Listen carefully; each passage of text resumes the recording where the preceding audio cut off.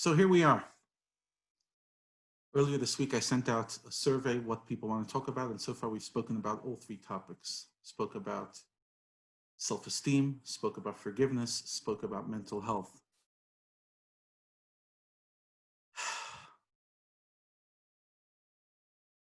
And the feedback on the mental health has been quite interesting. We received feedback from a lot of people. And it was only recently that I woke up and noticed that the mental health issue, by overblowing it and by overcomplicating it, we made it scarier. And that it ties into a topic that I've shared before, but I want to explore it now as well. And that is, we've overcomplicated life. What do I mean overcomplicated life? We made things sound harder than they are, and therefore people are getting scared of them. So for example, we've overcomplicated marriage. There's marriage courses and marriage this and marriage that, and every Tom, Dick, and Harry who has a half-decent marriage or had a horrible marriage and now wants to share their experience is publishing books on marriage. So suddenly marriage became multi-complicated. Building a business became extremely complicated. There's 5,000 business books. Now, the people who are writing these books, the marriage books, the business books, the parenting books, their intentions are pure. I have no issue with that. I think, most of them are doing it for the right reasons, and some of the people doing it for money, and that's also not a crime. People, no one's forcing them to buy the book. But what happens is, when we write so many books about parenting, when we write so many books about marriage, when we write so many books about self-esteem, when we write so many books about mental health, when we write so many books about business, entrepreneurship, what you're telling people implicitly and what they're picking up is that life is complicated, that these things are meant, like, if in order for me to read a good business, I have to read 50 autobiographies from 50 successful businessmen. And in order for me to be successful in my marriage, I have to read 50 books. And what are you trying to tell me? That me intuitively, I won't have a good marriage. Me intuitively, I'm not going to have a good adulthood. Me intuitively, I'm not going to be a great mother. But if I read this person's book and this person's book and this person's book and this person's book, I remember when it was when Chaya was pregnant with the first baby.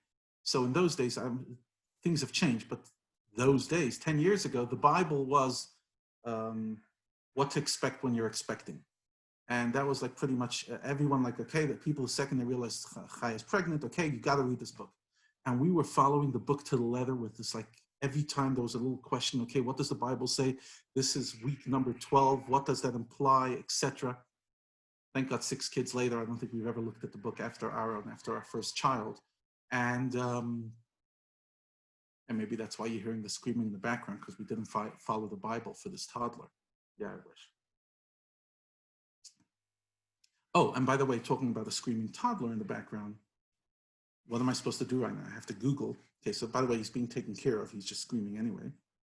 I have to Google, why do toddlers scream? And I have to read 50 essays. And then, okay, I'll figure it out. Or toddlers scream. And you know what? He has no clue why he's screaming. That's my experience on my 5th toddler. That sometimes there's a reason, and sometimes the kid is overtired and needs to go to sleep and have a nap. And sometimes the kid has no idea what's going on, and you just have to help them or force them to do the thing that's going to get them sane again. Point is, I truly believe that most of life is intuitive. Yes, you could always learn an extra technique, but the fundamentals of life are intuitive within your DNA. You get it by the simple fact that you're a human being and you live in a healthy world. I think one of the reasons that's going on and why we have so many books is a symptom, because we're growing up in a healthy, unhealthy environment where so many marriages are collapsing, so many people are living without values, that these things that were intuitive to society for thousands of years are now becoming unintuitive. So you need rocket scientists to come up with the basic stuff to sit there saying, you know what? You have to be kind to your spouse. Oh my gosh, that is so awesome. Or let her finish her sentence before you sit there offering advice. Oh, Wow, such wisdom. That kids fighting is not the end of the world. Oh, wow, rocket science. And like sometimes I like, it's nice to be a rabbi. You sit there sharing shiurim and people will tell you, wow, like, that was really clever. And sometimes, yeah, it's a pretty insightful idea, but very often it's just common sense. That's what we talk. We talk common sense, and there's nothing wrong with having a discussion. But it's important that people understand this is common sense. And the fact that common sense means it's common. Each and every one of us can figure it out intuitively. Yes, it's nice to sometimes hear it from somewhere else and hear a course, but when you go to a course, when you read a book, don't read into it that life is complicated. Yeah, life is messy, I'm saying, but the rules of life aren't that complicated. They're intuitive. And people who grow up in a healthy world and healthy families, most of this stuff is intuitive. What it means to sacrifice, what it means to have a relationship, what it means to love, what it means to be loved, what it means to raise a kid. I've often said this, growing up the oldest of 12, and for me, I consider that natural, my parents had as many children as God sent them naturally. So I was holding babies from the youngest age. 6, 7, I was holding babies, just like my son now. He holds my daughter every day. And I was changing nappies, and I was giving my kids baths. Sometimes I resented it, sometimes I appreciated it. But the point was, by the time I got married and I had my first baby, not because I'm a great guy, like it's just intuitive, I'd like to believe so, but it's not. When I picked up the baby, it wasn't like, oh my gosh, what is this? And so often, like I'm talking to people who just got married, had the first kid, and they don't know what to do with this kid. And like, for me, like that should be intuitive. If you're 28 and you've never held a baby in your life, for me, that's a problem. You're not living in a natural world. In a natural world, you had a younger sibling, you had a nephew, you had a niece, but no, what happens is people grow up in tiny families, very few relatives, and very little interaction, or the variables, whatever. And the kid, he or she, are 25, they have degrees, and they're sophisticated, and they're slick, and they're cool, and they're awesome, and they're good looking. But for the life of theirs, they have no idea what to do with a one-day-old baby. And for me, that's ridiculous. I'll be honest, it's ridiculous. That's anti-intuitive. There's 7 billion people over here, and that means all 7 billion people on this planet were a baby once. So having babies is the most intuitive thing on the planet. Getting married is the most intuitive thing. You saw your parents' marriage, and you saw your grandparents' marriage, and you saw your spouse. And from some of them, you learned what to do, and from some of them, you learned what not to do. And intuitively, you figure it out. And yes, there's nothing wrong with going to a course before your wedding just to review. But if 90% or 80% wasn't picked up intuitively, that's the problem. The problem is we're living in an environment where common sense, or rather intuitive learning, which for me is a better way of defining it, where intuitive learning is no longer here. It's mind-boggling, I'll be honest, that people have to go to courses on what to do with a baby. These things are natural. Yes, maybe the first time you hold the baby, or the first time you're nursing, it's not natural. So your mother's there and she remembers. Chaya had the baby. My mother was there to help her with various things. And the first time, I'm not saying the frum lifestyle is better or not, but in hindsight, I'm looking at it and saying it's more intuitive to human nature. You grow up, you see a lot of marriages. You grow up, you have a lot of siblings. You have sibling dynamics. You have nephew dynamics. You have babies around you. You're growing up in a real world. What I'm finding is a lot of people are growing up today in a manufactured fake world. It's not natural to grow up, just you alone, or you and one sibling, to never see a baby, to have your parents in a very unhealthy relationship, etc. Unfortunately, it's becoming more common, but it's not natural. And because it's not natural, you're having a lot of people entering adulthood clueless. The only thing they do know is how to make money or get a degree, because that's the one thing society still worships and society still puts on a pedestal, and that is to get an education. So that one be all and end all becomes intuitive because you grew up with it. Even though many people come out of high school, I'll be honest, often as a rabbi, people will send me articles and letters and stuff. And sometimes I'm like, you have a degree and that's how bad you write, but never mind, that's a topic for another time. But certain things, because you went through a school system, it's intuitive. If you grow up in this culture, let's say here in Johannesburg, in South Africa, being sporty is very intuitive for most people. There's certain things that are intuitive. But the basics of life aren't for a lot of people. And for me, that's very strange. Why is marriage not intuitive? Why is parenting not intuitive? Why is dating not intuitive? In other words, these are things that aren't. If you have to come to somebody and you're listening to these ideas of marriage is about sacrifice and compromise and generosity and forgiveness, and if you're sitting there with your eyes open, that's a problem. I mean, it's great that you're open to learn, but I'm talking about here the theory. I'm not talking about people individual. I'm not attacking any specific person. I'm saying the theory. If I'm showing up to this thing and I'm like, really? So that's where I failed in my marriage. Oh my God, I shouldn't have held a grudge. Oh gosh, that's really profound. Like, that's a problem. That's really a problem, because like, you should have figured that out from the values you grew up at home, from the Yiddishkeit, from the parents you saw, from the grandparents you saw. And yes, maybe you picked up a bit of dysfunction as well on the way. But in a normal world, when I mean a normal world, kids grow up in normal families and the parents work on themselves. And yes, even if they get divorced, it's not acrimonious, it's with dignity. For me, you know, divorce happens, I get it. But acrimonious divorce, I'm sorry, like, that's not justified. You're two adults, figure it out. And yeah, if one of the person's acrimonious doesn't mean I have to come acrimonious. And I'm not judging, I'm just saying, like, intuitively, you should know that if your kid, you're showing them a terrible example, and it's worth. I have a cousin, God bless her. She's younger than me, but she's already divorced. She's been divorced pretty much right after her marriage. She had 2 children and then got divorced. And I recently reached out to her and we started building a relationship again. I'm trying to help her find a shidduch. Please God, I could help her. And she told me something. She says, listen, you know, she married a guy. He wasn't marriage material, whatever. She made a mistake, or Hashem runs this world, so it wasn't a mistake. And at some stage, she realized she has to divorce him. And she says, I made a decision right then. I have 0 expectations from this guy. I will get a job. I will build my life. And now she raises 2 boys. If the ex shows up and takes the kids, great. If not, not. She raises these 2 kids. She is unbelievable. She's so inspiring. Woman in her young 30s, a beautiful, dynamic person. And I'm not saying she did it right and everyone did it wrong, but for me, it was inspiring to hear another narrative. Yeah, we had to get divorced. The man wasn't marriage material. Fine.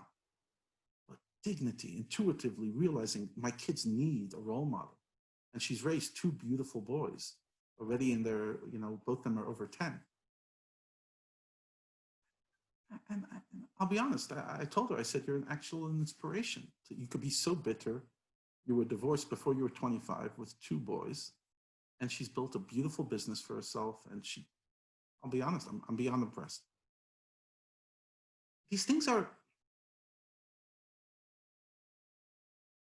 I think the communication we have to give to our children and grandchildren is not that life is so hard to figure out, that it's rocket science, because then you're scaring them away. You're telling them that you're not going to, that marriage is so hard. Is it? It's challenging, but like life, I'll be honest, I don't think, whatever, if you're married to a normal person, marriage is life. It's not like some people, you know, when you're dating and you're in the infatuation stage, you might think it's something outside of life, but it's life, and it's as complicated as life itself. But is it more complicated than life itself? Unless you're married to somebody really dysfunctional, my answer would be no. And I'll be honest, I'm scared by how many people are overcomplicating marriage, and by how people are overcomplicated parenting. It's not that hard. And like, when I go to a lecture and I hear, if you scream at your kid, you're traumatizing them. I think that's a crime to say that. You know why? Because what you're telling 90% of people is they're traumatizing their kids and they're messing up their kids. Your kids will be fine as long as it's reasonable, and as long as you don't scream at them all day. If you have meltdowns and if you're human, it will be okay. The world does not need perfect parenting, and the world does not need perfect marriages. And that's why when I hear like lectures of somebody who tell me, I remember reading from one of the Rebbitzin, whether it was Rebbitzin Jungreis or somebody saying, I never fought with my husband. You shouldn't say that. You know why? Because you're telling me that that's something to aspire to, but it's not practical. For 99% of couples, that's not practical. And what you're telling everybody who fights with their spouse, obviously within reason, they're not throwing pots and pans on each other, is that their marriage is not great. That's not true. It's not true. You happen to have the mazel. You two were like an absolute fit, and you both had incredible character, and the dynamics of life played out in a certain way that you never fought. Mazel tov. But is that the ideal of marriage? No. No, because if that's the ideal of marriage, you're pretty much telling all of us that we're never going to live up to the ideal. And I think that's fair, unfair.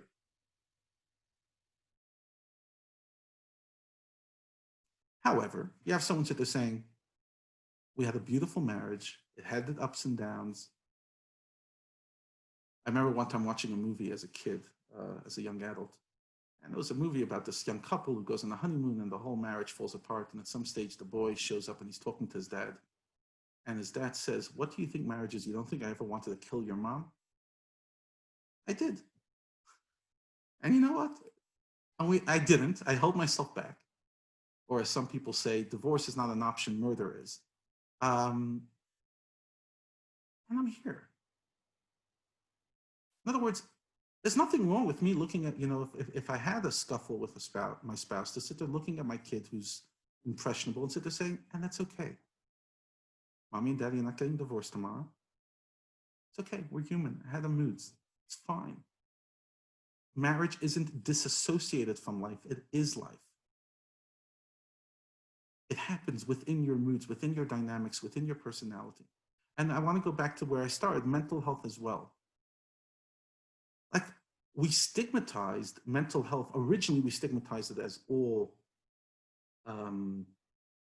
something you don't talk about. And now it's given such a focus that people are identifying themselves that way. The way I spoke last night, identity politics.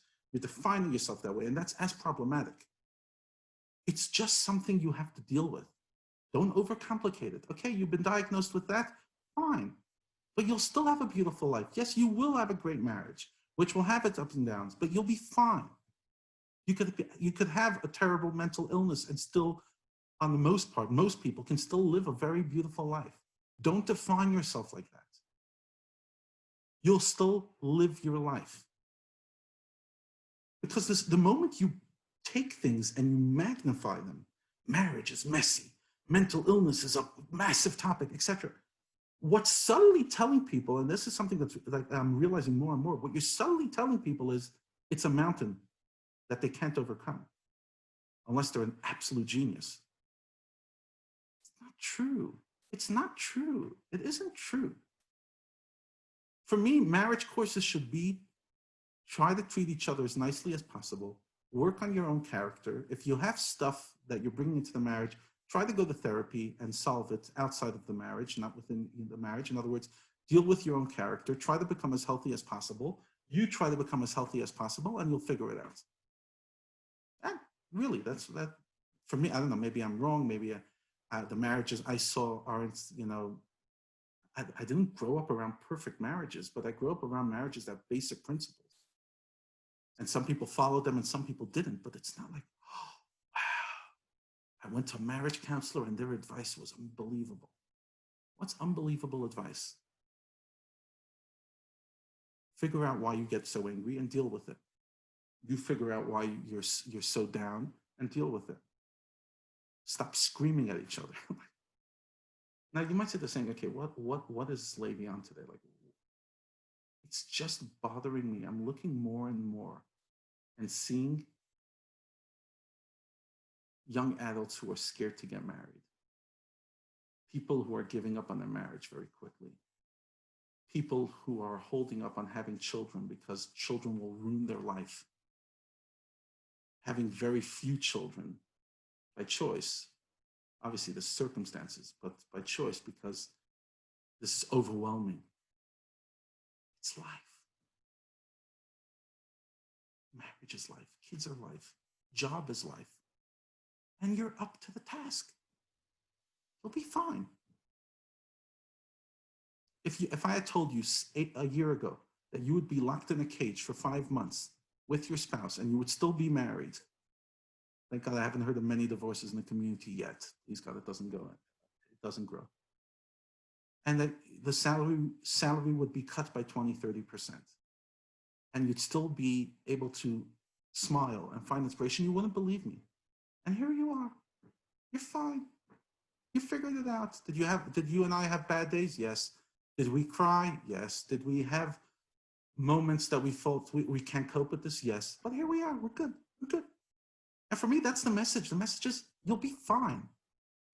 You know, listen to your intuition, hang around healthy dynamics and figure things out intuitively.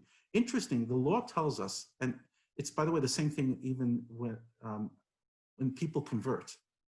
Even if you did a lot of study before, most Orthodox conversion process, and I believe not even Orthodox, other ones, will insist that you live at least 1 or 2 years around the Jewish family. Why? Because it's not only about following the book, it's about how do they do Shabbos. To start figuring these things out in a more intuitive way. What a Shabbos meal looks like. I could describe to you for 10 hours what a Shabbos meal looks like. You show up to one Shabbos meal around my table, and you know what my Shabbos meal looks like. You could describe to me for 10 hours what your marriage is. I could sit with you guys for 5 minutes in your own home, in your own space, and I'll figure out your marriage. There's a Yiddish expression, a guest of a while, zet of a mile.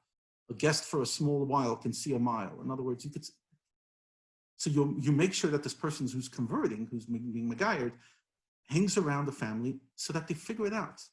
There's an expression in the Talmud that says, Gadol shimusha yosem elimuda, that spending time around Torah sages is more important than studying from them.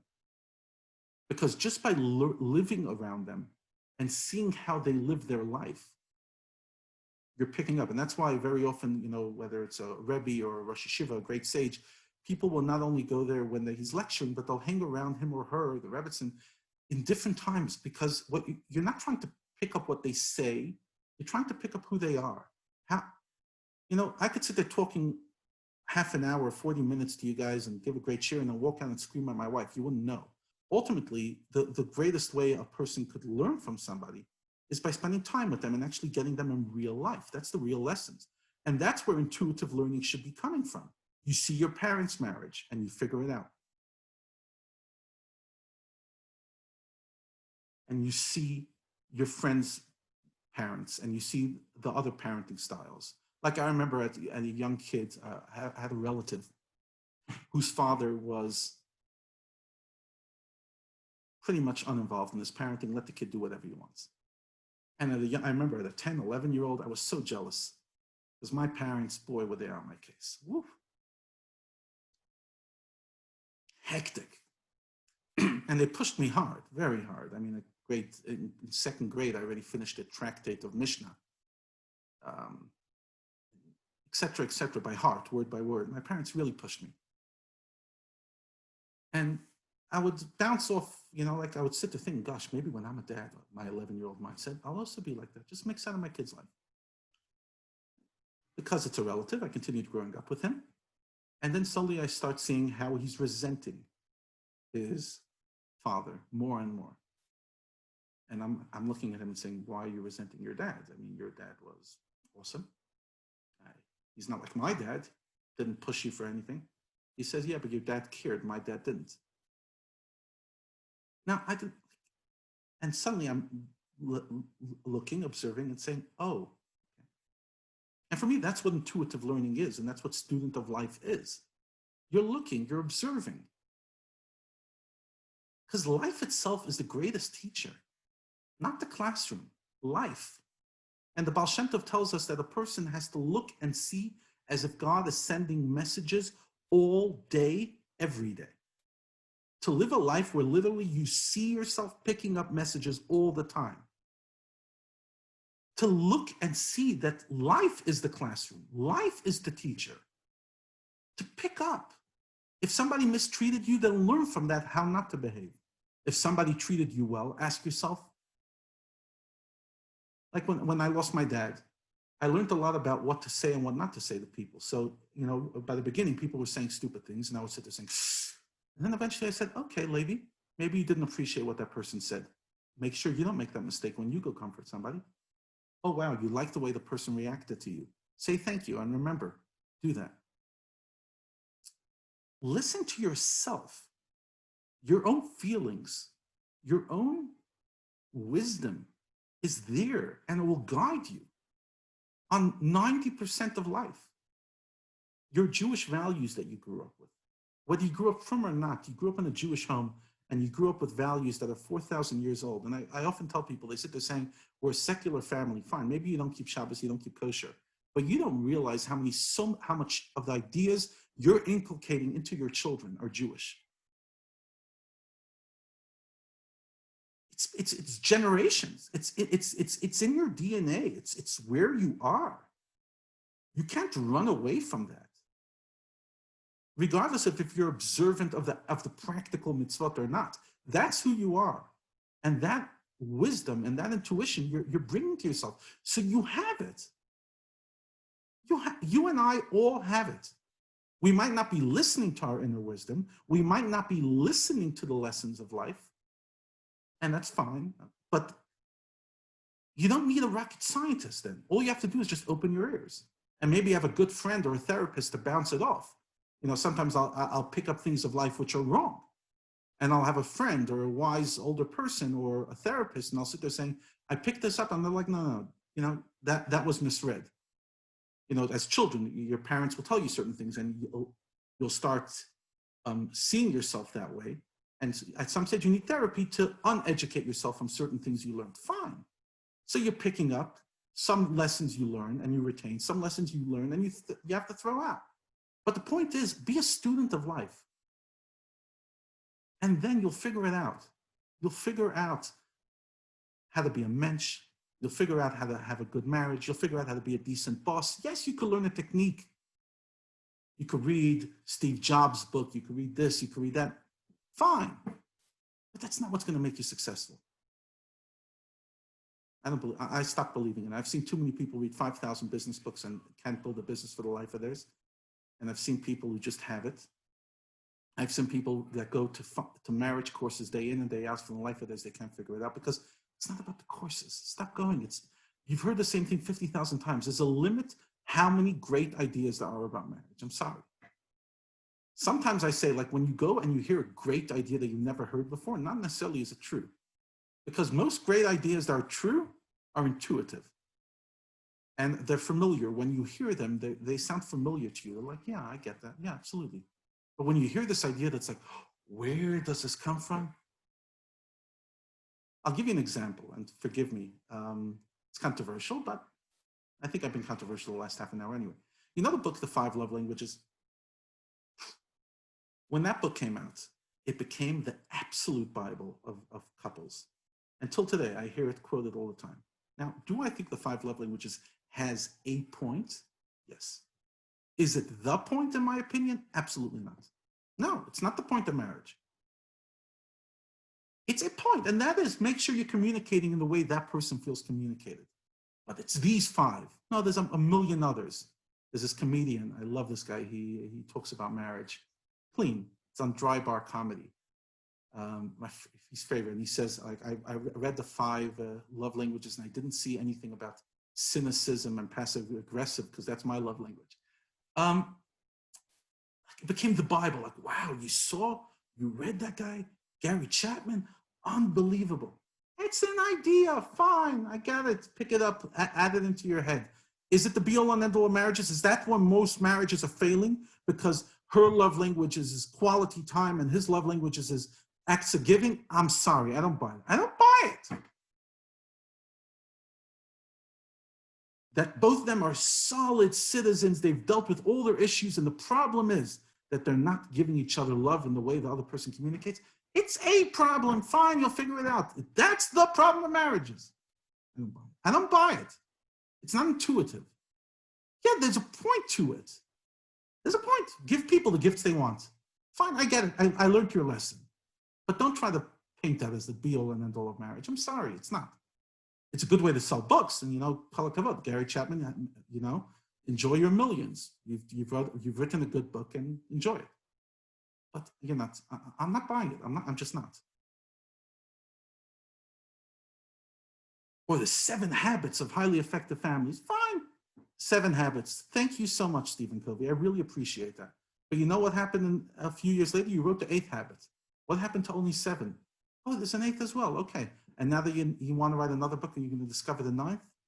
What's my point? My point is, you want to give some good tips, fine. Please, God, I want to write a book and I'll also give tips. But don't, even if it helps you sell books, don't sell it as this is the wisdom.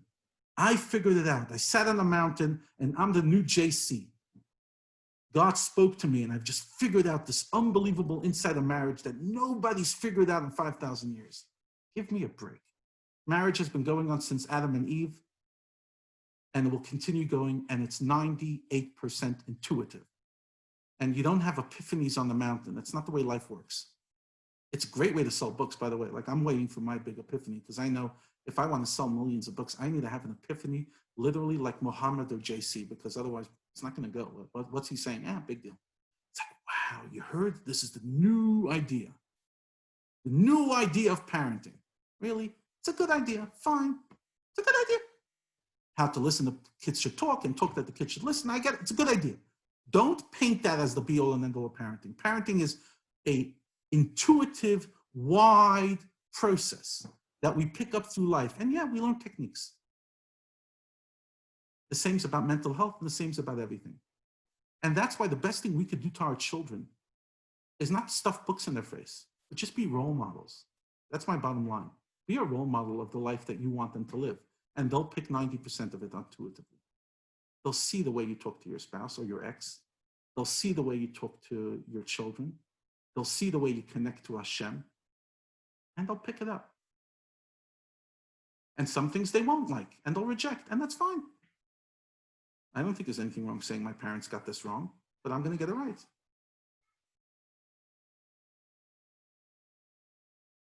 Classrooms in general, and I'm seeing this more and more with my kids learning online school. I think next week they're going back to school, but for now, they're manufactured realities that aren't real. Like, they're relatively new in human evolution, whatever human history. You're learning in by a desk and you're being taught information. The real way to learn, and that's the way even Torah was studied for thousands of years, was discussion. Discussion, like very Reggio and like that kind of style of just like intuitive. Just sitting and preaching information like we're a bunch of university professors. It's not intuitive. And that's why boys and girls for many years never went to school. Not because it was like, oh, the status, it wasn't an issue of status. It was like pretty much 90% of what you need to know about life, you learn from mom and dad in the home. And yes, I do believe sending kids to school. I'm not advocating, homeschooling. I do believe that in today's day and age, you need certain skills and go to school. But school's not where life happens. It's where you learn some things. Life happens at home. And the greatest gift we could give our kids is to be home. Now that we've spent 5 months at home, each and every one of us knows that our grandkids, our children, whoever, gained a tremendous amount from having us around.